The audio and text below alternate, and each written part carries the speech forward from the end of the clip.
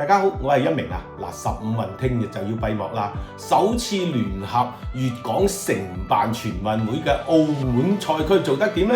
答案係澳門交咗一份出色嘅答卷。澳門承辦15運有唔少第一次嘅，第一次承辦5個比賽項目，第一次協調完成跨境公路單車賽，第一次使用多個室內外場館，第一次要接待大約6000個內地選手，迎接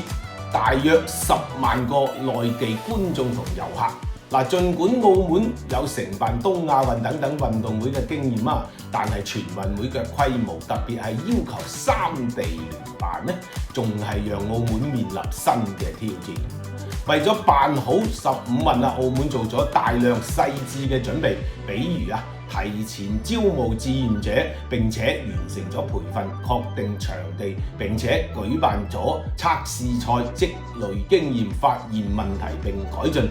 仲有同粵港一齊完成咗跨境賽事嘅協作，為火炬傳遞做好路線安排等嘅準備。喺小城營造氣氛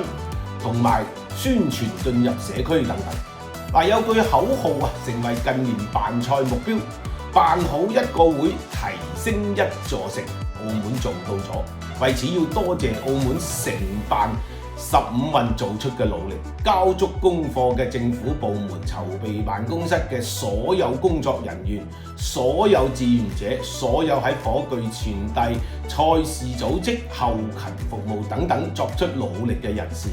特別仲要多謝為承辦15運作出貢獻、配合同埋支持嘅全體澳門居民，係大家一齊交出咗出色嘅答卷，好好咁展現咗澳門嘅城市形象同埋辦賽能力